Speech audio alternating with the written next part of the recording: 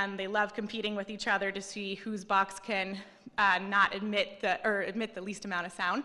And then in first grade, we do a build a nest challenge where they learn about biomimicry, and we kind of do a little bit of a reverse biomimicry, and they have to create a nest for an egg that's dropped at different heights and try not to let it crack. It is a real egg and it does get messy, but that's what STEAM's about.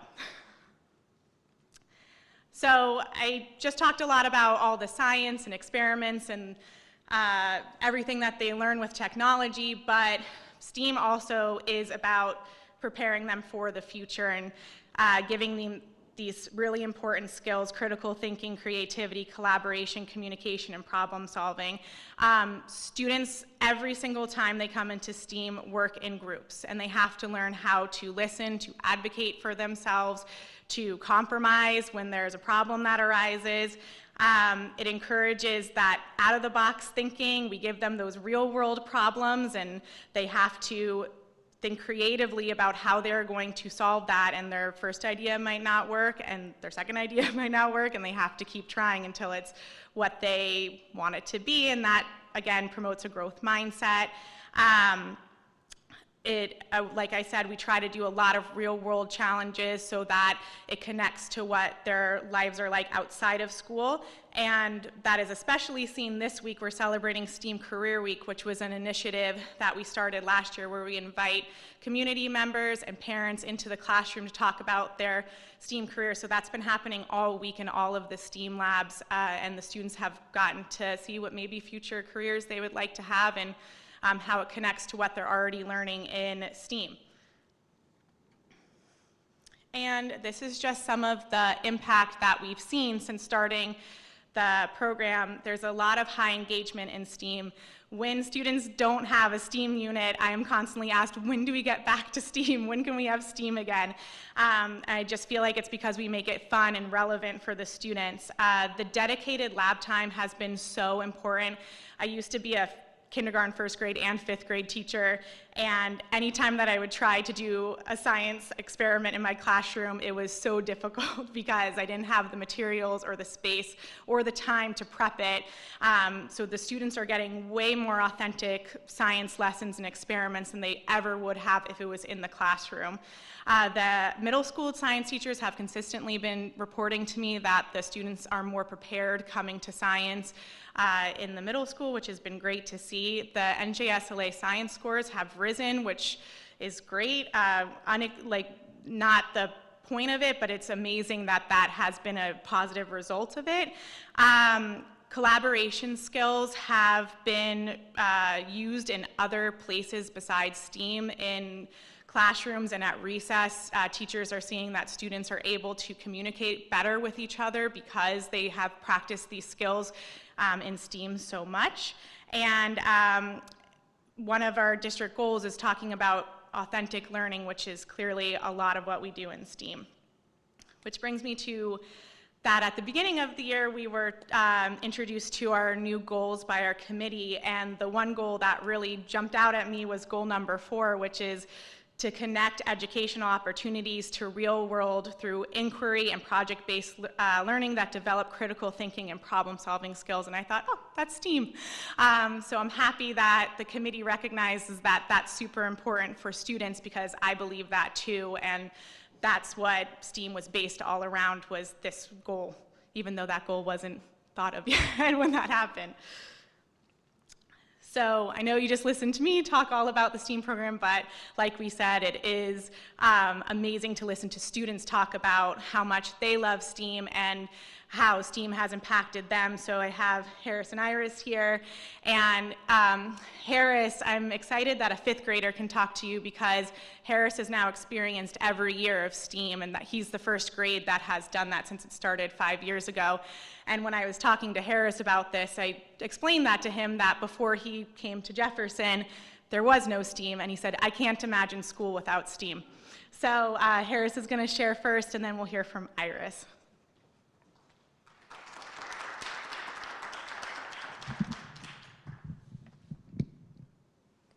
Hi, my name is Harris, and I'm a 5th grade student at Jefferson Elementary School.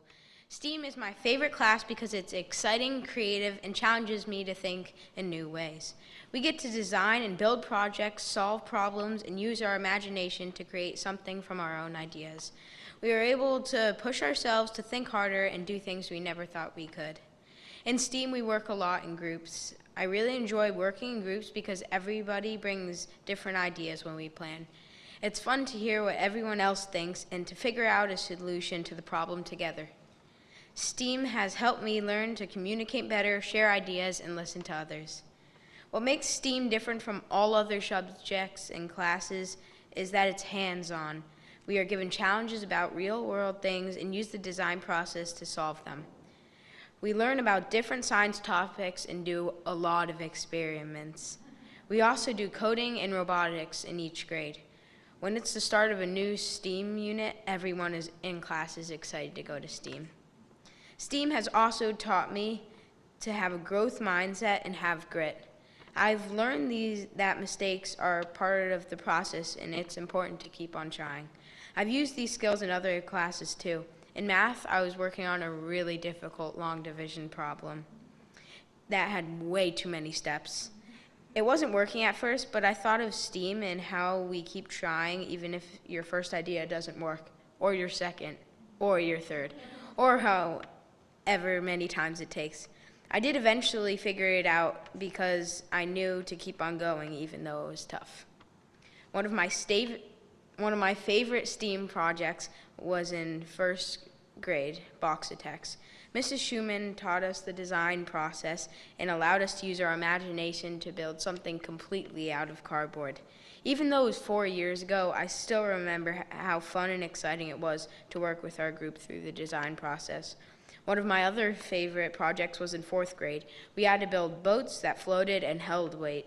My group had to test and improve at least 10 times until we figured out what the problem was. However, our boat was still able to hold the most weight.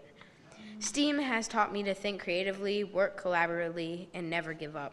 It's an important class because it helps students build skills that we can use in subjects and in life. Thank you.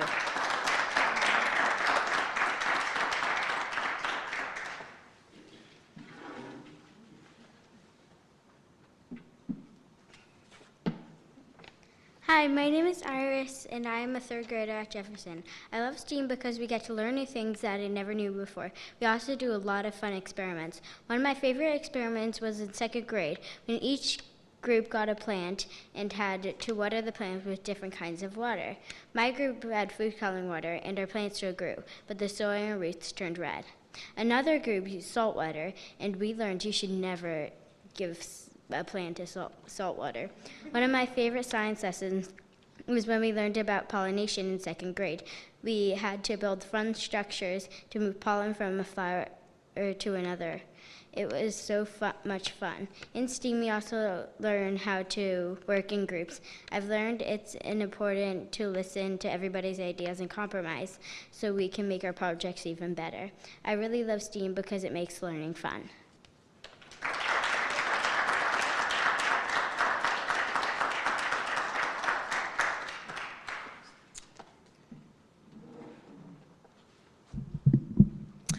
Well, thank you so much for listening to our presentation tonight. I have been teaching in the district for 12 years and I've taught lots of different grades, as I said before, but the last 5 years teaching STEAM has been the best 5 years of my educational career. It's been amazing to see it grow from where it started, and I can't wait to see where it continues to grow. But most importantly, it's been amazing to see how the students have responded to it and how much they love it too. Thank you to the board for your continued support, Heather and Scott and everybody else in administration. I really appreciate it.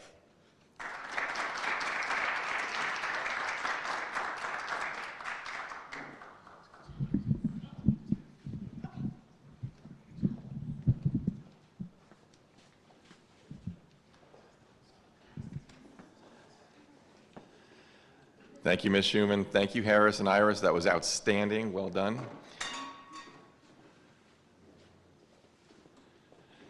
As the board is taking their seats, does the board have any questions for Ms. Schumann or Harris or Iris? I have one. On the plant experiment, what did you pour on the plant that made it grow the best?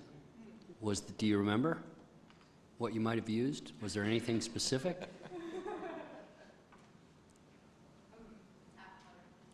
Tap water? Tap water.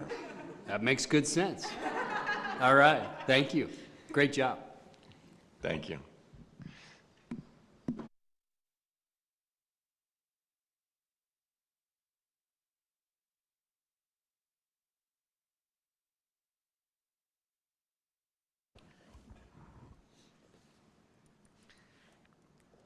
So I'd like to just start by saying a good evening to everyone and thanking Harris and Iris and Ms. Schumann for that fabulous presentation. It's really great to see our students getting these skills that are going to serve them well into their adult years, both in my job, both that kind of iterative process of testing and then improving is very, very important one, as well as working in groups and listening to everyone's ideas and learning how to incorporate those ideas into a solution. So it's really exciting to see our kids learning those skills in elementary school and really reinforcing them over and over again. So thank you. Since our last meeting, Vice President Kelly and I met with parents for a coffee and conversation at Franklin School. And I want to begin tonight by expressing our gratitude for how open and constructive that discussion was. Parents raised a wide range of topics, including lunch accounts and food options, PSAT logistics and fees, curriculum transparencies, including math and STEAM across K through 12, much like the presentation that we saw tonight, medical illness policies, and communication practices. Several key themes emerged. Families want clearer, earlier communication around budget-related changes that affect students directly. They also expressed concern around fees in our lunch payment system and a desire for more consistent access to information about student purchases. On that point, Mr. Jess shared that families can avoid transaction fees by bringing a check directly to their child's school, and then you won't have to pay any fees if that is something that you're looking to do. And also, parents can view their child's food purchases at any time through Pay Schools. In that app, there's a tab for reports where you can select patron activity. And that takes you to a screen where you can enter a date range and then review your child's purchases for that period. So thank you, Mr. Jess, for that information. We also heard some specific actionable ideas from parents, such as adding water refill stations in the middle school, learning more about technology oversight tools, and developing parent-friendly presentations for students transitioning from middle to high school around college readiness and testing. There was also strong praise for our counselors and our teachers, the human side of the district, which parents truly and deeply trust. So as a board, I just want you to know that we take parent feedback very seriously, and these are the kinds of insights that strengthen our decision making. Ultimately, this kind of dialogue helps us sharpen our district's excellence, keeping us grounded in integrity and guided by respect, responsibility, and teamwork. We will be having another session after the first of the year, this time in the evening, to make it easier for those who can't attend a morning session. And my thanks to all the parents who joined us for fostering such a candid conversation. These conversations help us live our mission to prepare all students to thrive in an evolving world.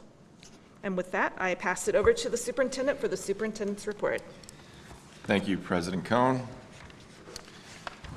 All of our elementary schools hosted Halloween parades on October 31st. I know it's always a special event where parents and families get to cheer on their students and staff as they parade around in their costumes.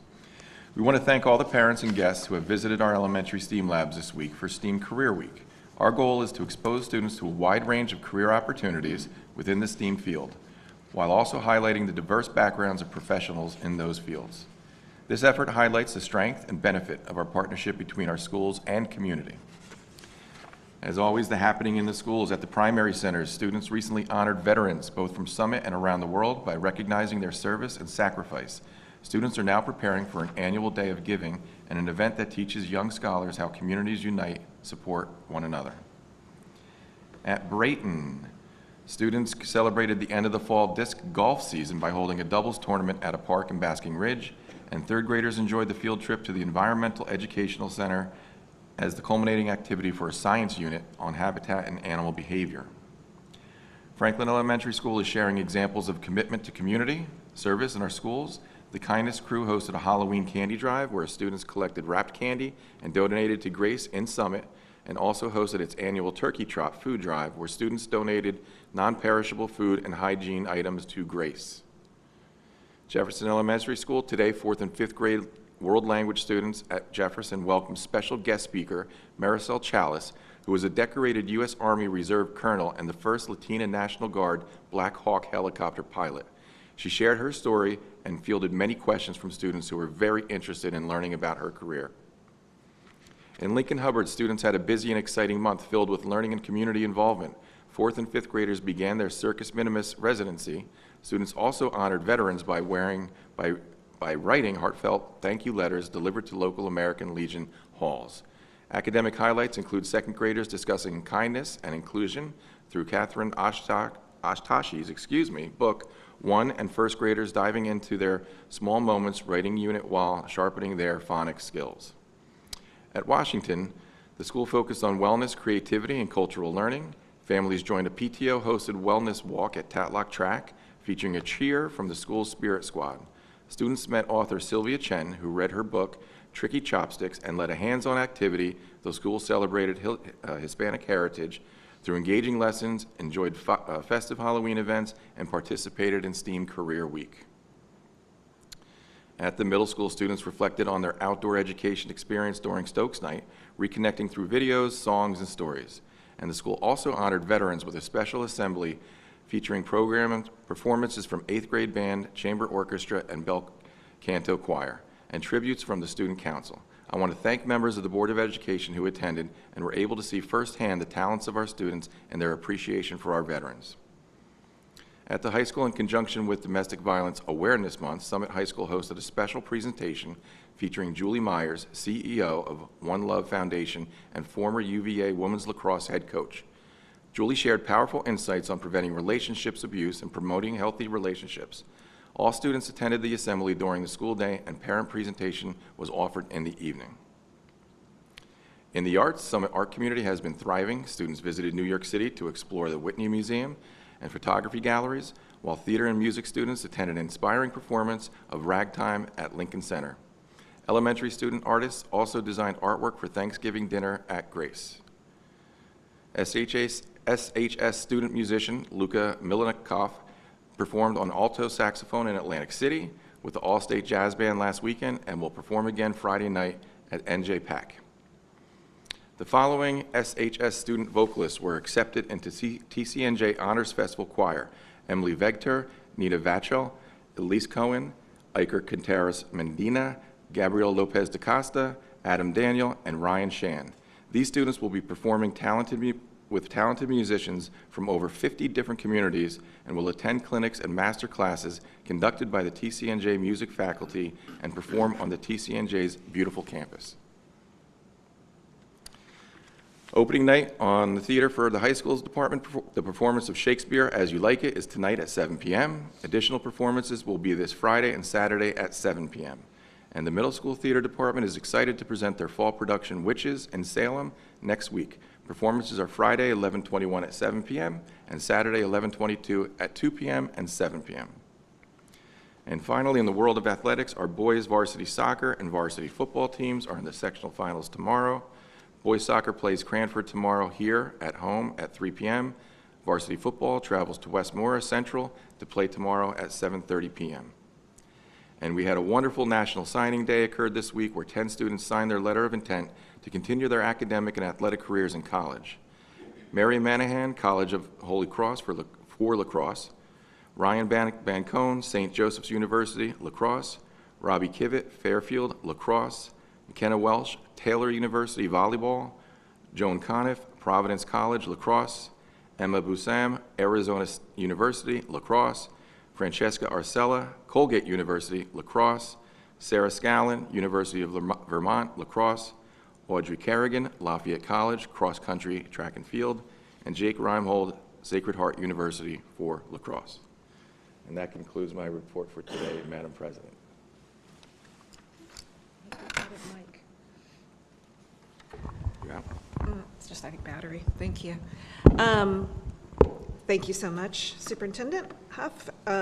We need a motion on item 6, A and B, the superintendent's recommendations for suspensions and for HIB investigations. Do I hear a motion? So moved. Any discussion? Mr. Mahecha? Yes. Ms. Justice? Yes. Mr. Hanley? Yes. Mr. Gunderson? Yes. Mr. Cho? Yes. Vice President Kelly? Yes. President Cohen? Yes. Motion carries. Next up, we have the Student Board Representative Report. Hi everyone, it's great to be here again. So to start, our fall play is taking place this weekend. Everyone has been working super hard to prepare, and the cast and crew have put in countless hours, so we're really looking forward to this great turnout and performance. In athletics, there's been a lot of excitement. The boys soccer team has had a big game on Tuesday. They won 3-0 against Colonia, so they're on their way to the section finals tomorrow.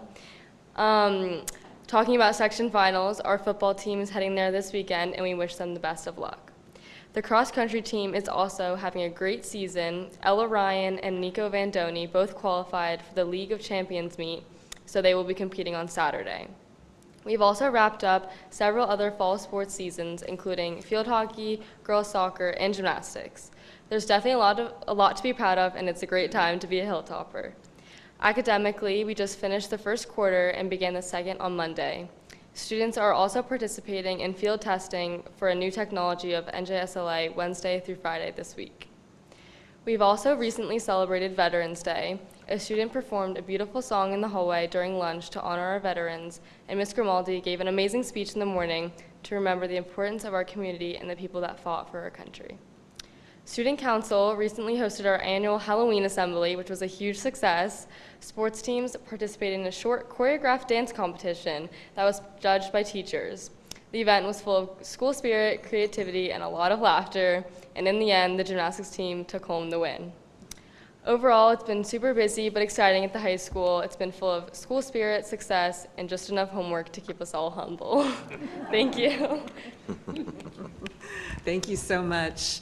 And if you'd like, you're excused. You don't have to stay for the rest of the meeting. Are there any additions or revisions to the agenda? Yes, Madam President, there are two. The first is an addition under Finance. It's the approval of the settlement agreement between the Bennett Company, Inc. and Summit Board of Education. The second is a removal under Personnel. We are removing item R. Thank you very much. Next up is committee reports, beginning with Education and Student Activities Services Committee. The Education and Student Activities and Services Committee met on November 10th at 12 noon for 1 hour. The committee members in attendance were Superintendent Scott Huff, Director of Curriculum Heather Rocco, board members Melanie Cohn, Walida Justice, and myself. The first item under discussion was the Genesis Student Records and Grades Program. The administration is reviewing the policy on gradebook access during the school day and week.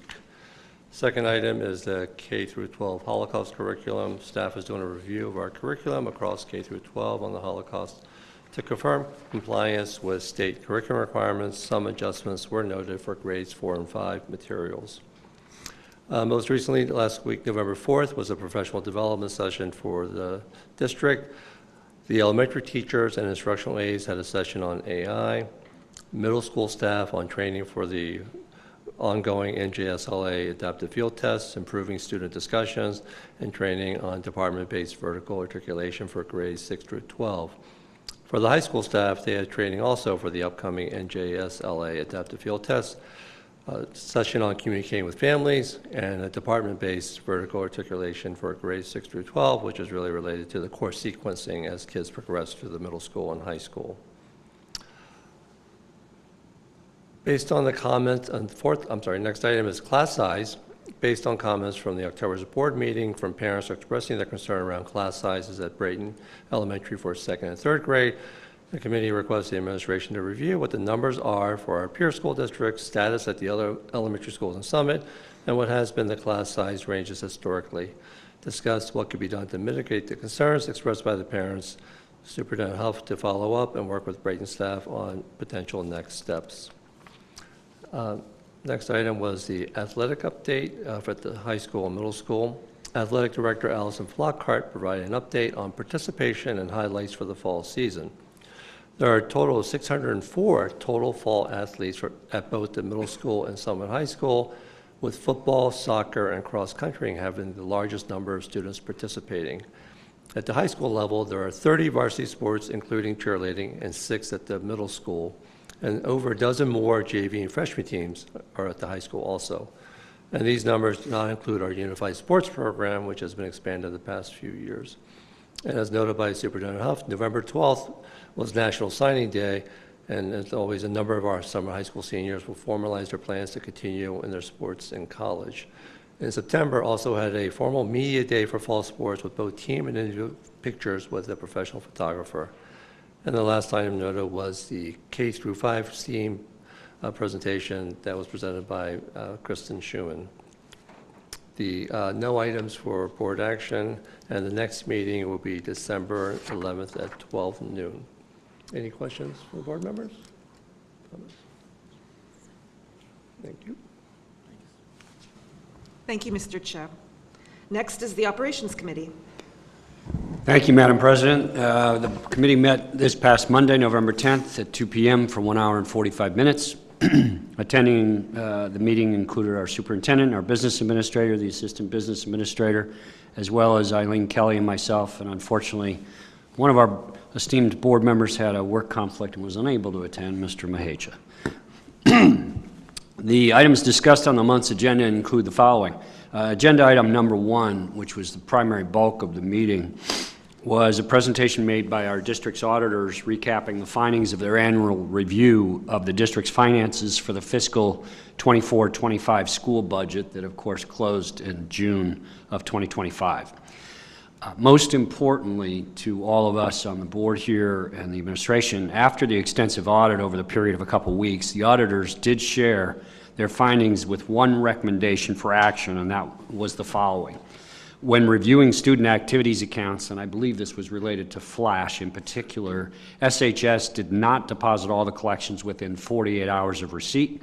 It was recommended that SHS communicate the policies and procedures to ensure all collections are deposited within a 48-hour window and could be achieved through procedures such as having students or parents pay through an online portal. So with that said, first, I think we should congratulate the administration, the superintendent, and particularly the business office for, again, a very fine and clean audit. So thank you. Secondly, I would add, and this was not in my minutes, but I think that if individual board members would review that information throughout regarding my notes on the audit, if you still feel there's a need for a presentation, a formal presentation here at the board meeting, please speak with either the Operations Committee or Superintendent Huff, and we can arrange for that, because we had that as an open question. The remainder of the audit discussion was focused on the auditor's analysis of the financials, and the committee and the auditors had a very detailed discussion of the various reserve funds, their purposes, our current level of reserves, and what the auditors see in comparable districts as best practices in their experience, what they measure as prudent levels of reserves or in each specific category for a district and school budget of our size. The auditors informally opined that the district and our finances are being managed in a fiscally conservative manner. We are at or close to very prudent reserve balances in all categories in their view. They commended the administration and district for the sound fiscal policy, budgeting procedures, overall budget management, and current fiscal positions. For the public's information, as well as fellow board members, our reserve balances as of June 30th, 2025 are the following. The capital reserve finished at $4.324 million, down only approximately $175,000. The maintenance reserve was $1.218 million, down only $77,000. And the food service enterprise fund was $682,000, and some change, up approximately $61,000. Our current year excess surplus is $2.5 million versus $2.483 million the year prior. Excuse me. Lastly, the current net pension liabilities of the district are now $15.1 million, down from $16.5 million the prior year. When asked the hypothetical question, should something unexpected happen and the state of New Jersey unfortunately go bankrupt, do the pension liabilities potentially fall back on the city of Summit in some way, since we are the ones hiring and employing the staff at local levels and creating the liability in the first place? The auditor's answer was that that's a great question, and we simply don't know how that would be resolved, but potentially some or all of it could. We're simply not sure. So I think that we raise that just to simply create an awareness. It's prudent that I think all in the community are aware that the pensions exist as they relates to the district employment and staff. Finally, the auditors advised us that the final audit report will be held up, unusually so, by the federal government shutdown, where the district typically receives the official report in December. This year it is possibly to be as late as March. So it has nothing to do with our district, it's statewide. Agenda item number 2, the committee received an update on the bonded projects, and most importantly there, the district has successfully resolved the issues with its contractor on the LCJ SMS remaining project work. The contractor essentially is returning to work to complete the project in its entirety with the same deliverables, the same expenses, and with no other financial penalties or notable added expenses to the district. So the Wellness Center work and other final project initiatives will now be resumed. Agenda item number 3, the committee reviewed and discussed the pre-K tuition program and potential rates charged by the district for the new upcoming year. Additional information was requested, so no final decision or recommendation was reached, and the topic was tabled until the next meeting when the additional info requested can be presented and reviewed. Agenda item number 4, following discussions by the Negotiations and Personnel Committee, the Operations Committee was then asked to review and approve the administration's request to pursue establishing a stipend for the new facilities foreman role. The Operations Committee reviewed and unanimously recommends full board approval of this stipend. Item number 5, 2 of the district's 4 school buses have reached their end of life and need replacement. The committee discussed and reviewed the considerations regarding the purchasing of electric power versus gas school buses. The committee began its review of the analysis provided by the business office regarding those decisions, but we agreed to review further offline and to table and reschedule the agenda item for the purposes of further review and discussion at a future meeting so that a decision can be made and purchases completed within this school year. Other items reviewed and discussed by the committee but with no formal action taken included a review of the monthly food service P&L results. The operating income generated was positive and in line with expectations. An updated budget calendar for the upcoming budget process was reviewed, and the committee was presented a consolidated maintenance plan by the business office. So there, in summary, the committee's recommendation for full action tonight is that we do unanimously recommend the board approval moving forward to establish the stipend for the facilities foreman role. And lastly, we did run out of time to review several items in more detail, including, but most notably, the look-back review of the past 4 years of budget trends in key categories. Therefore, we decided another 1-hour meeting would be scheduled to cover these items, and prior to the next regularly scheduled monthly Operations Committee meeting that is going to be held December 10th at noon. The interim 1-hour meeting date and time have yet to be established, so they are TBD. With that, I will conclude my remarks, see if any of my fellow committee members had anything to add. Just one point as well for our additional meeting, because we ran out. An hour and 45 is not long enough for this ops committee. I do want to also bring in the feedback from the coffee with the board specific to food service and menus. So just want the public to know we will be talking about those things as well in an upcoming meeting. Are there any other questions? Yeah, just a comment. First, I do want to commend the administration and the business office for the clean audit report. I think that's really awesome. And I also wanted to ask if the preliminary draft audit report and the annual comprehensive financial report could be sent to each one of the board members. Absolutely. Thank you. And I'd like to comment for the board that the action item of approving the maintenance foreman was pulled, as Derek just mentioned in the beginning. We will have it on next month's agenda. There were some language cleanups that we needed to take place with the MOA with SEA. Anything else? Thank you, Mr. Hanley. Policy Committee is up next. Thanks, Madam President. The Policy Committee met on Wednesday, October 29th for 35 minutes. Committee members in attendance from the administration, Superintendent Scott Huff, Rob Gardella, and Kathleen Murphy. Board members in attendance, Mark Gunderson, Rick Hanley, and myself. The committee discussed several policy-related topics, and the policies discussed were the following. Policy 0142.1, nepotism. Policy 0142.1 is an internal rewrite to an existing policy after a review. The review has shown that Summit's current nepotism policy is more restrictive than our peer districts and limits our ability to hire the best candidates in an already challenging labor market. It is recommended that the policy language should be changed to align with Strauss Esme's recommendations, as well as our peer district's nepotism policies. Policy 0142.1A, nepotism, abolish. It is recommended that policy 01421A should be abolished, as it would no longer be needed based on our recommended policy 0142.1 revision. Regulation 8630, emergency school bus procedures. Regulation 8630 is an internal revision that requires language changes. This includes language cleanups that have been updated and/or incorporated into this revised policy and regulation. Committee recommendations, first reading of policy 0142.1 and 0142.1A and regulation 8630. Our next meeting will be Wednesday, December 10th at 9:30 in the district office boardroom. Does anyone have any questions? Thank you, Madam President. Thank you, Ms. Justice. Communications Committee, Mr. Mahecha. Thank you. The Communications Committee met on November 11th for 54 minutes. Members in attendance were board members Mark Gunderson, Ms. Eileen Kelly, Superintendent Scott Huff, and Cabinet member Ms. Lorraine Dickinson, and myself. We heard about the coffee and conversations. You got some great details, some from the President.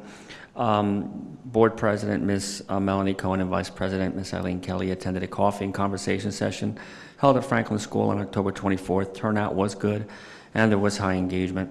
Various topics were discussed, questions answered, and suggestions captured for follow-up. More sessions will be scheduled as feedback has been very positive. An update on the Brayton principal search. Superintendent Huff and Director of HR, Mr. Gardella, met with parents and staff, focus groups, and distributed surveys to collect stakeholder input and key qualities desired. The Brayton principal search is in process. Applications were received and screened. Interviews are taking place, and finalists will be recommended to meet with Superintendent Huff, with a decision targeted at being made by the December board meeting. There was a communication regarding food assistance. Communications were sent to provide resources and links to obtaining essential food supplies for those in need. The district made a community pledge of 100 bags of hope for Grace's Food Pantry and received over 250 donations in a week. The winter weather protocol communication was made, the annual message that was sent sharing the decision process to determine delays and closures. There are no committee recommendations at this time, and the next meeting is scheduled for Tuesday, December 9th at 12 p.m. Are there any questions, comments? Thank you. Thank you, Mr. Mahecha. The Negotiations and Personnel Committee met on Thursday, October the 30th from 9 to 10 a.m. approximately. In attendance was Mr. Hanley, Vice President Kelly, myself, Superintendent Huff, and Mr. Gardella to discuss confidential personnel matters. Are there any liaison reports? Okay. None being heard. We are up to item 10, public comment. Thank you, Madam President. Anyone wishing to speak shall first seek recognition by the presiding officer. Please come to the microphone and state your name and address in a clear, audible tone for the record. Please direct all comments to the board president and not an individual member of the board. And please remember to conduct yourself with decorum and respect when speaking and addressing the board. Unless additional time is granted by the board president, please be respectful and keep your comments to 3 minutes or less. In addition, please note that this portion of the meeting is for public comment and not meant to be a back and forth. Upon closure of public comment, information that is available to answer questions will be provided. If information is not readily available, the question will be answered by the superintendent or his designee as soon as the information is readily available. Thank you. First, public comment on items on the agenda. None being heard. Public comments on items not on the agenda.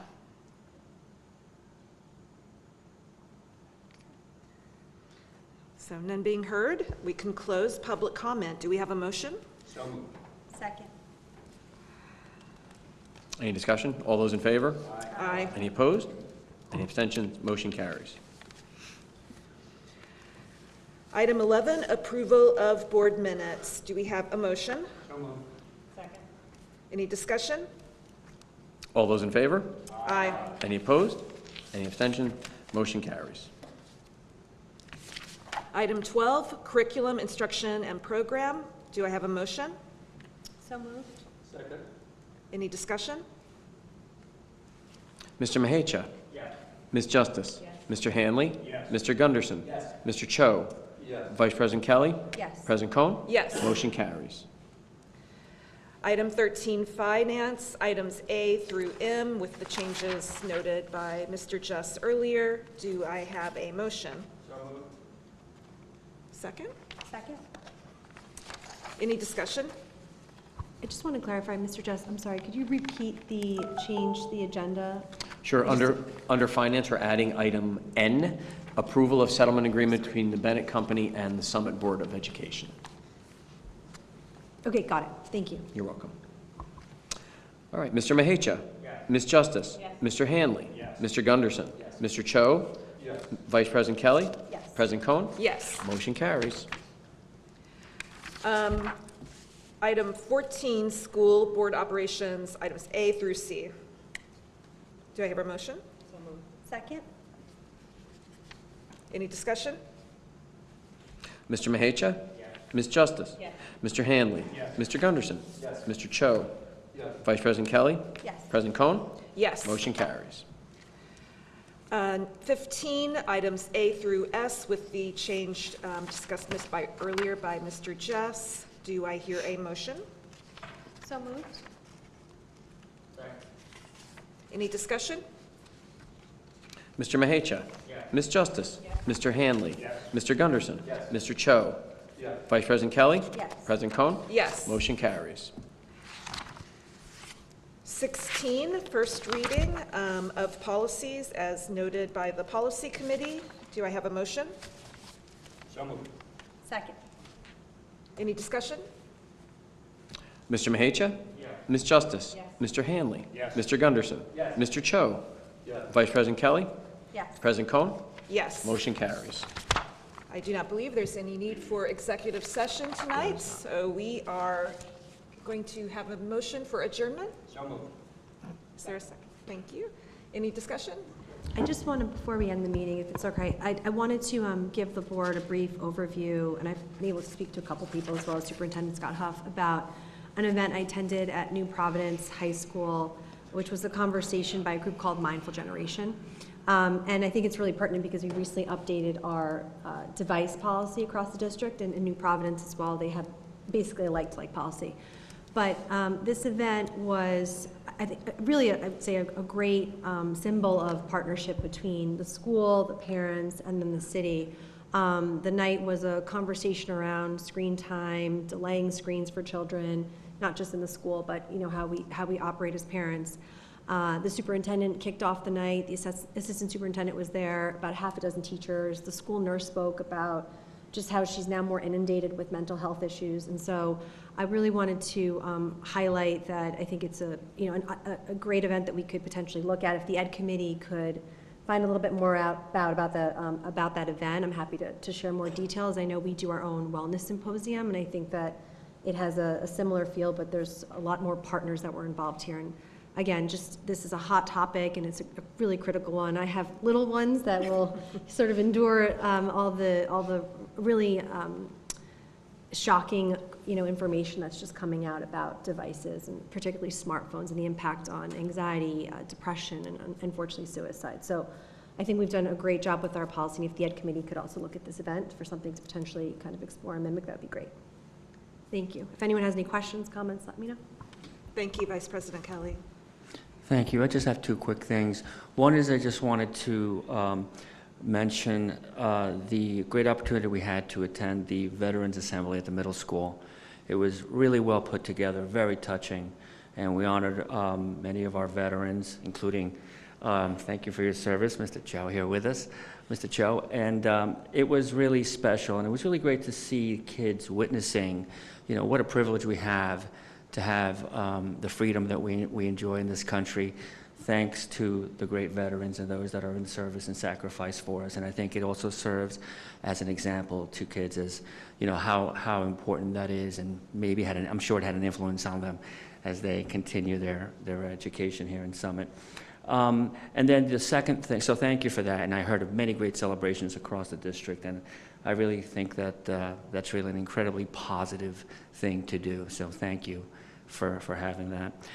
Secondly, I had a great opportunity today to have a tour at Jefferson School, and thanks to Mr. Huff for enabling it, and Principal Dan Haley, who hosted us, and we got to walk around and see the kids engaging with the teachers, and you could just really see and sense, the positive environment, the engagement, the caring.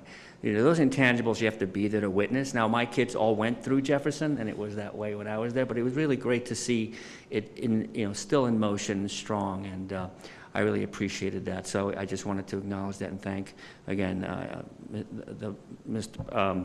Superintendent Huff and Principal Healy for allowing me to be there. Thank you. Thank you, Mr. Maiacho. Anything else? Any other discussion? All those in favor? Aye. Any opposed? Any abstentions? We are adjourned at 6:55. Thank you. Have a good evening. Thank you.